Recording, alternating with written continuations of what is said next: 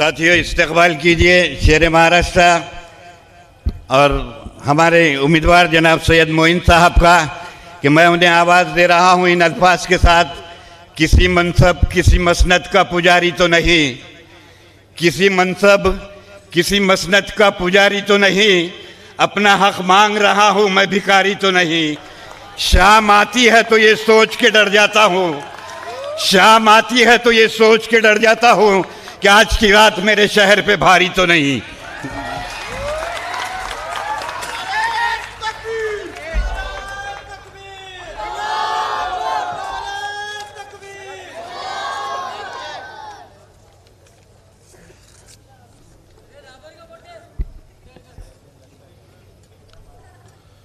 अस्सलामु अलैकुम रहमतुल्लाहि व बरकातहू। नहमदु व नुसल्ली अला रसूलिल करीम, अम्मा बाद, फ़औज़ु बिल्लाहि मिनश शैतानिर रजीम, बिस्मिल्लाहिर रहमानिर रहीम। शय नशीन पर तशरीफ़ फरमा मजलिस इत्तेहादुल मुस्लिमीन के आमदार जनाब कौसर मोहिउद्दीन साहब, रुकन असम्बली हैदराबाद, मजलिस इत्तेहादुल मुस्लिमीन के रुकन बल्दिया जनाब हासिम शाहीन साहब, मजलिस इत्तेहादुल मुस्लिमीन के सुदूर व मोतमदीन और यहाँ पर मौजूद स्टेज पे तशरीफ फरमा जनाब अकरम साहब, शाहिद साहब, अकरम साहब, हायदीन व जिम्मेदारान और आज के जलसे में मौजूद मेरे वाजे गांव के गयूर मुसलमानों और पसे पर्दा बैठ कर सुनने वाली मेरी इज़्ज़त मां पर्दा नशीन मां और बहनों, आज का ये जलसा मजलिस इत्तेहादुल मुस्लिमीन की जानिब से मुनक़्क़द किया गया है। ये एक इंतखाबी जलसा है और इस इंतखाबी जलसे के जरिए से मजलिस इत्तेहादुल मुस्लिमीन आप तमाम के सामने अपने पैगाम को आपके दरमियान में यहां पर रखने के लिए आई है। चूंकि इलेक्शन का दौर है, कल ही से तशहीरी मुहिम का आगाज हो चुका है। हर जमात आपके दरमियान में आकर अपने उम्मीदवार के हक में आपके कीमती वोटों का मुतालबा करेगी और आपके कीमती वोटों को हासिल करने के लिए वो नित नए तरीके से, जो हर बार की तरह इस बार आकर आपके सामने नई नई तजावीज़ और मंशूर और अपने एजेंडे को और मैनिफेस्टो को रखेगी। लेकिन आपके दरमियान में यहां पर मजलिस इत्तेहादुल मुस्लिमीन का उम्मीदवार अलहाज बैरिस्टर असदुद्दीन अवैसी साहब ने मुझ जैसे नाचीज को आपके दरमियान में यहां पर मैदान में साउथ से उतारा है।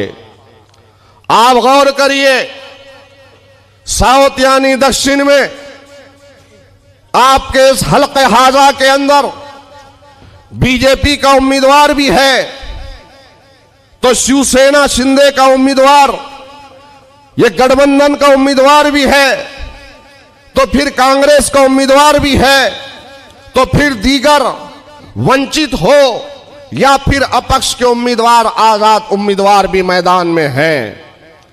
मैं ज्यादा कुछ नहीं कहूंगा। इन तमाम जमातों की कारगुजारी और आप तमाम उन जमातों से भी वाकिफ है और उन जमातों के उम्मीदवारों से भी आप लोग वाकिफ है। आज मजलिस इत्तेहादुल मुस्लिमीन ने दक्षिण साउथ से यहां पर मजलिस इत्तेहादुल मुस्लिमीन का उम्मीदवार उतारा है, तो बड़ी उम्मीद है कि यहां पर इंशाअल्लाह ताला मजलिस इत्तेहादुल मुस्लिमीन को यहां की अवाम और खास तौर से मुसलमान और दलित एक बड़ी कामयाबी से मजलिस इत्तेहादुल मुस्लिमीन को यहां से हम किनार करेंगे। गौर से यहां पर सोचने की और समझने की जरूरत है कि आपके दरमियान में हर एक आएगा और हर एक की कोशिश यही होगी कि किसी ना किसी तरीके से आपके वोटों को हासिल किया जाए। मेरे प्यारे मुसलमानों, वाजेगांव के गयूर मुसलमानों, मजलिस की तारीख से आप लोग वाकिफ है। मजलिस इत्तेहादुल मुस्लिमीन आपके सामने पहली मर्तबा नहीं आई है। हर मर्तबा वाजेगांव के गयूर मुसलमानों ने मजलिस इत्तेहादुल मुस्लिमीन के हक में वोट किया है। जब हमने यहां से चौदंते को ठहराया था तो आपने अपने कीमती वोटों से चौदंते को नवाजा था। जब हमने यहां पर अपने उम्मीदवारों को पंचायत में खड़ा किया था तो आपने उस वक्त भी नवाजा था। 2014 में मजलिस को यहां से वोट मिले, वही 2019 में आपने मजलिस को यहां से वोट किया है। लेकिन अल्हम्दुलिल्लाह इस मर्तबा कामयाबी यकीनी है और उस कामयाबी का सहरा इंशाअल्लाह ताला नांदेड़ की और बिलखुसूस साउथ के दक्षिण के मुसलमानों के सर पर जाएगा। मजलिस इत्तेहादुल मुस्लिमीन आप सब जानते हैं कि मजलिस इत्तेहादुल मुस्लिमीन ने हर मर्तबा आपके दरमियान में रहकर आपके मसाइल की तर्जुमानी की है। चाहे कोई मसला हो, पुलिस का मसला हो या एजुकेशन तालीम का मसला हो या कोई और मसला हो, हर मसले पर मजलिस इत्तेहादुल मुस्लिमीन ने जिद्दोजहद की है। यही मजलिस इत्तेहादुल मुस्लिमीन का अव्वलीन फरीजा है। आप और करो, जितने लोग आपके दरमियान में आएंगे, ये इस तशहीरी मुहिम के दरमियान में आकर आपसे वोट मांगेंगे। एक तरफ कांग्रेस है तो कांग्रेस का वो उम्मीदवार है जिसे अन्ना कहते हैं, एक तरफ मोहन राव अन्ना कांग्रेस से ठहरा है तो उसी का भाई बीजेपी से ठहरा है। क्या मैं गलत कह रहा हूं? क्या मैं गलत कह रहा हूं? क्या मेरी बात गलत है? एक तरफ तो कांग्रेस का उम्मीदवार और कांग्रेस का उम्मीदवार का प्रचार करते हुए कांग्रेस के जरखरीद गुलाम आपके दरमियान में आ रहे हैं और कह रहे हैं कि अन्ना को वोट दो। कौन से अन्ना को? वो मोहन राव हम्मड़े जिसको अन्ना अन्ना कहते हैं, उसको वोट दो। उस कांग्रेस पार्टी को वोट दो जिसका सगा भाई लोकसभा का बीजेपी का उम्मीदवार है। अरे हमको बीजेपी की बी टीम कहने वालों, गौर करो और तुम्हारा ये जो पर्दा है नांदेड़ की अवाम के सामने हट चुका है कि कांग्रेस और बीजेपी में कोई फर्क नहीं है। दो दो भाई, एक बीजेपी से ठहरता है तो दूसरा कांग्रेस से ठहरता है। और यहां पर भी एक कांग्रेस का बहुत बड़ा गुलाम है।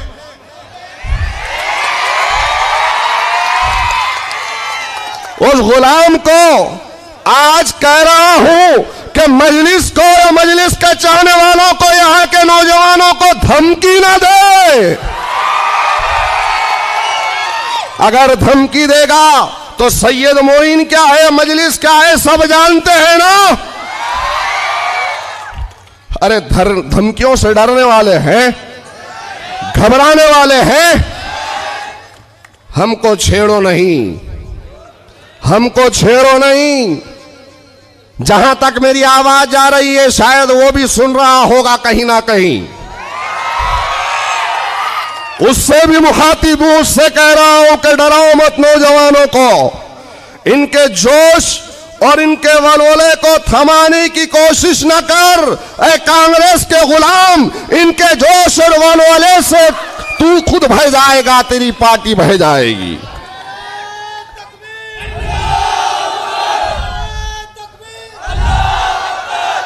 अरे काम तो करते नहीं हैं, और जब हम आते हैं काम करने के लिए तो पुलिस के जरिए से बच्चों को डराने का काम करते हैं। आप गौर करिए, वाजेगांव में 395 में कई बच्चों को जेल में डाला गया था। कहां था अन्ना, कहां था? और इसका गुलाम जो आज फिर रहा है दर दर की ठोकरें खाते, उन्हें कहां था? न पुलिस के मसाइल में आता है, न किसी का काम करते हैं, ना रोड बनाते हैं, ना नाली बनाते हैं। और फिर अगर हम आए तो बच्चों को डराने का काम। डरो मत मेरे प्यारे मुसलमानों, मैं खुलकर कह रहा हूं कि आपको डरने और घबराने की जरूरत नहीं है। कल भी मैं आपके साथ में था, आज भी आपके साथ में खड़ा हूं और आइंदा कल भी इंशाअल्लाह ताला आपके साथ में खड़ा रहूंगा। आप गौर करिए, पीने के पानी का कितना बड़ा मसला था। जल स्वराज एक पानी की स्कीम आई थी आपके पास, जल स्वराज स्कीम। उसका बजट कितना था? 60 करोड़ रुपए का बजट, 60 करोड़ रुपए का, 7 करोड़ रुपए का, 7 करोड़ रुपये का बजट जल स्वराज पानी की स्कीम पर खर्च किया गया। तो रमजान में क्या हुआ? साफ पानी पीने को रमजान में आपको मिला? ईमानदारी से बताइए, इतना बड़ा बजट, इतना बड़ा बजट कौन खा गया? कौन खाया इतना बड़ा बजट?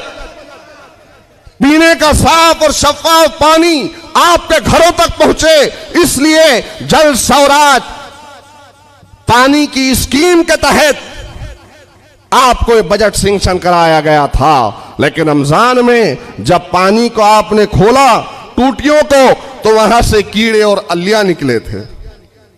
क्या मैं गलत कह रहा हूं कि आज यहां पर उर्दू मीडियम का स्कूल नहीं है? बच्चों को पढ़ने के लिए सड़कों को जाना पड़ता है, बच्चियों को पढ़ने के लिए सड़कों तक जाना पड़ता है। 234 शौचालय बैतुल खला का बजट यहां पर आया था। बने 234 शौचालय बने आपके इलाके में, बने। और फिर दलित और हिंदुओं की शमशान के लिए, रास्ते की तामीर के लिए 40 लाख रुपए का बजट सैंक्शन किया गया था। क्या वो रास्ता बना? अगर यहां पर मेरे दलित भाई है तो गौर से सुन रहे होंगे कि 40 लाख रुपए का बजट सैंक्शन किया गया था, पास भी हो गया, लेकिन रास्ता नहीं बना। गौर करो, सुरेश गोनसोड़े कितनी मेहनत किया था हमारे दलित भाई ने। सुरेश गोनसोड़े मेहनत किया था, आज दुनिया में नहीं है हमारा दलित भाई, मर गया है। लेकिन उस रास्ते के लिए कितना तड़पा, कितनी एजिटेशंस की, कितना एहतजाज किया, लेकिन 40 लाख रुपए कहां गए? गौर करो, गौर करो कि जब नांदेड़ के आपके इस इलाके के अंदर बारिश का पानी आया, अभी कुछ महीने पहले सर्वे के नाम पर आपसे पैसे लिए गए, सर्वे किया गया, और फिर कोई एक तो बताओ जिसको हुकूमत की जानिब से एक पैसा नया मिला हो? मिला किसी को? बाढ़ पीड़ितों को पैसा मिला? अन्ना है, अन्ना का गुलाम है, उसने दिया। फिर बोलते कि हम आकर बोल रहे हैं। तुम जल स्वराज स्कीम का पैसा खा लोगे, तुम शमशान भूमियों का पैसा खा लोगे, तुम यहां पर शौचालय का पैसा खा लोगे, रास्तों का पैसा खा लोगे।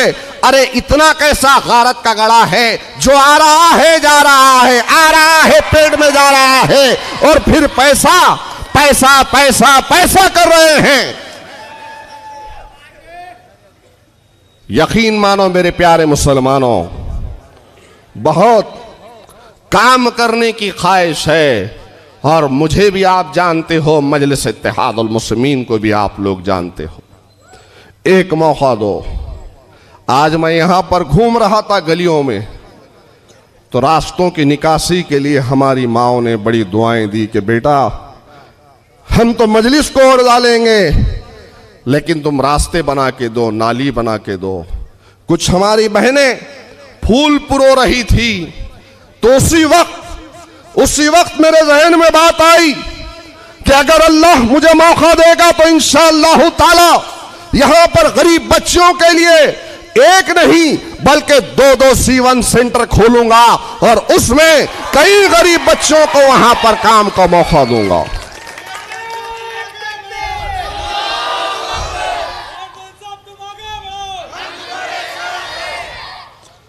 गौर करो मेरे भाई, मैं आपका अपना हूं, इसीलिए यहां पर आया हूं, इसीलिए आया हूं कि मजलिस को हर बार आपने यहां से ताकत दी है। मजलिस इत्तेहादुल मुस्लिमीन को आपने हर बार अपने वोटों से नवाजा है, और जो लोग आकर आपके सामने यहां पर आंकड़े रख रहे हैं कि हम इतने हैं, 60,000 है, 65,000 है, 70,000 है, फिर चाय पीते पीते आपको खौफ करने के लिए, डराने के लिए कह रहे हैं कि मुसलमान कैसा जीतेगा। तो क्या 2012 में हम नहीं जीते? क्या 2012 में हम नहीं जीते? अरे आंकड़े बताने वालों, कभी यादियों की तरफ नजर तो डालो, एक एक यादी के एक एक वर्ष को पलटा कर देखो। अल्हम्दुलिल्लाह 3 लाख से कुछ ज्यादा में मुसलमानों की कलमे ला इलाहा इल्लल्लाह मोहम्मद रसूलुल्लाह वालों की तादाद 1 लाख के करीब यहां पर साउथ में मुसलमान है, 1 लाख के करीब। तो चंद्रकांत चौदंते को हमने जब वोट दिलाया तो क्या जय भीम और जय मीम के नाम पर दलित मुसलमान एक होकर यहां से वोट नहीं देगा? अरे आज हालात और वक्त तकाज़ा है, गौर करो क्या आज कैसे कैसे हालात हैं। हर कोई मुंह उठाकर मुसलमानों के खिलाफ में बोल रहा है, कभी राणे बोल रहा है, तो कभी रामगिरी बोल रहा है, तो कभी ठाकरे बोल रहा है, तो कभी शिंदे, तो कभी फडणवीस बोल रहा है। अरे हद तो ये हो गई, यही अन्ना का बड़ा भाई, मोहनराव हन्ना का बड़ा भाई संतुकराव हम्बर्डे जो लोकसभा के लिए ठहरा है, उसने क्या किया कल के बयान में कि टीवी डिबेट में बोला कि जो लोग बीजेपी को वोट नहीं देते, जो मुसलमान, वो देशद्रोही है। इनको वोट दिए तो देशवासी है, मुल्क के वफादार है, और इनको वोट नहीं दिए तो मुल्क के गद्दार है। अब ये गुलाम जब आएगा अपने आका को, अन्ना को लेकर आपके पास में, तो उससे पूछो क्या उसके बड़े भाई ने यह बयान दिया नहीं दिया? अरे ये कैसा अजीब मेल है इनका, अजीब प्यार, अजीब मोहब्बत है कांग्रेस और बीजेपी की, कि एक ही घर में एक भाई को कांग्रेस टिकट देती है तो दूसरा भाई आरएसएस का उसको बीजेपी टिकट देती है, और फिर एक भाई फिरका परस्ती के नारे लगा रहा है तो दूसरा भाई आकर मुसलमानों को कहता है, मुसलमानों के दरमियान में, कि मैं सेकुलर हूं, मुझे वोट दो, अगर मुझे वोट नहीं देंगे तो बीजेपी जैसी फिरका परस्त जमात आएगी। अरे हमको समझाने से पहले अपने घर में अपने भाई को समझाया होता कि बीजेपी जैसी फिरका परस्त जमात में कैसा चला गया। याद रखो मेरे मुसलमानों, सब एक है, सब एक है। जब मुसलमानों की बात आती है ना तो सब एक होते हैं, हम अकेले और तनाव हो जाते हैं मानों में।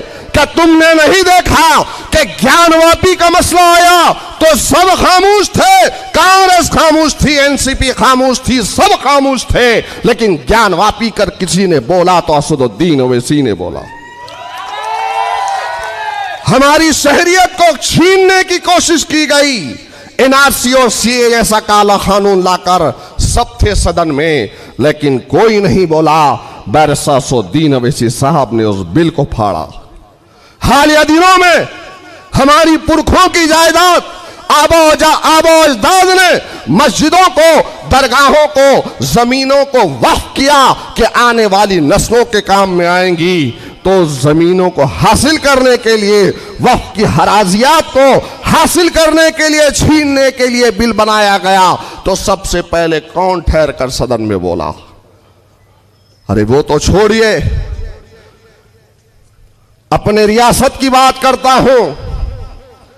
विशालगढ़ का इतना बड़ा मसला, इतना बड़ा मुद्दा,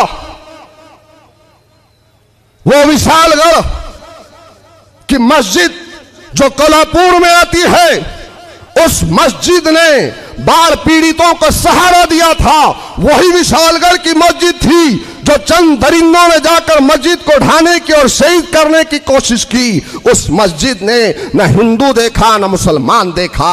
जो भी बाढ़ पीड़ित थे, मुसलमानों ने वहां की मस्जिद की कमेटी ने बुलाकर उनको उस मस्जिद में सहारा दिया।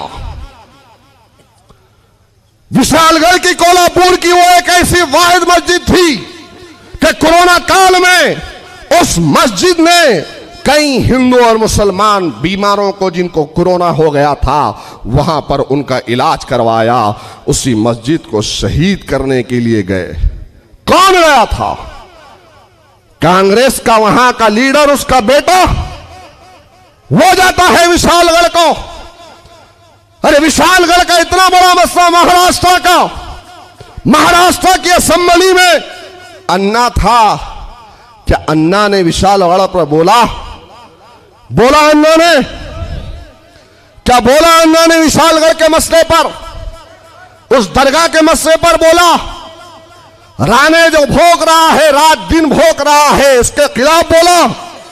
अरे वो तो छोड़िए, रसूलुल्लाह सल्लल्लाहु अलैहि वसल्लम की शान रिसालत में एक गुस्ताख जो अहमदनगर का है, उस रामगिरी ने अल्लाह के रसूल की शान में गुस्ताखी की। तो यहां पर कुछ नौजवान एहतजाज कर रहे थे, तो कांग्रेस के गुलामों ने अन्ना को फोन किया और कहा कि आइए, अल्लाह के रसूल की शान रिसालत में गुस्ताखी हुई है, इनका समर्थन कीजिए। तो कहा कि नहीं नहीं, मैं आऊंगा तो मेरा समाज नाराज हो जाएगा।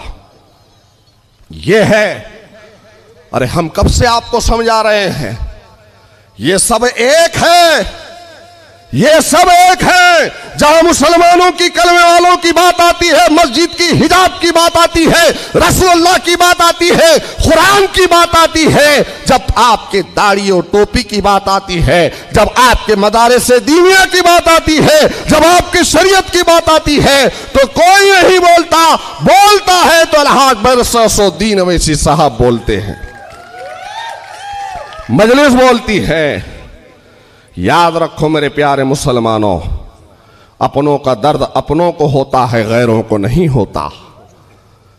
हम आपके अपने हैं।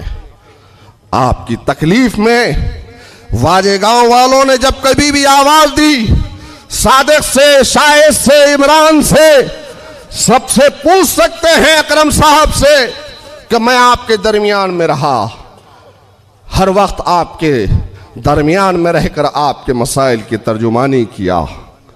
याद रखो, एक मर्तबा आप अपने इत्तेहाद का मुजाहरा करो, एक मर्तबा आप मजलिस इत्तेहादुल मुस्लिमीन को यहां से कामयाब करो। मैं ईमानदारी से कह रहा हूं कि इंशाअल्लाह ताला वो दिन दूर नहीं है कि मजलिस इत्तेहादुल मुस्लिमीन जब यहां से कामयाब होगी तो आपके दरमियान में से एक आवाज बनकर उठेगी और आपकी आवाज बनकर इंशाअल्लाह ताला ऐवान में गूंजेगी। मैं आपको ये कह रहा हूं कि आप सब मिलकर मजलिस के शाना माशाना चले, आप सब मिलकर मजलिस इत्तेहादुल मुस्लिमीन का दामन थामे। मजलिस आपकी अपनी जमात है, आप गौर करो, हालात पर नजर डालो और हालात पर नजर डालने के बाद फैसला लो कि मजलिस इत्तेहादुल मुस्लिमीन ने हर हमेशा आपके लिए आवाज उठाई है। अब मेरे बाद में हमारे एमएलए कौसर मोइनुद्दीन साहब यहां पर तकरीर करेंगे। यहां पर शफी बिल्डर भी आए, शफी बिल्डर का इस्तकबाल किया आप लोगों ने, अल्हम्दुलिल्लाह। मैं आप तमाम के सामने कह रहा हूं कि हम सब मिलकर अपनी जमात का दामन थामेंगे, जमात को मजबूत करेंगे, मजलिस इत्तेहादुल मुस्लिमीन के अपने हक में अपने वोटों का इस्तेमाल करेंगे। वाखिरुद्दावाना अनिल हम्दुलिल्लाहि रब्बिल आलमीन। आप सबसे गुजारिश है कि जैसा आप लोग बैठे हुए हैं ऐसे ही बैठें और यहाँ पर कौसर मोइनुद्दीन साहब का आप बगौर उनकी बात को सुने। एमएलए साहब हैदराबाद से आकर कह रहे हैं।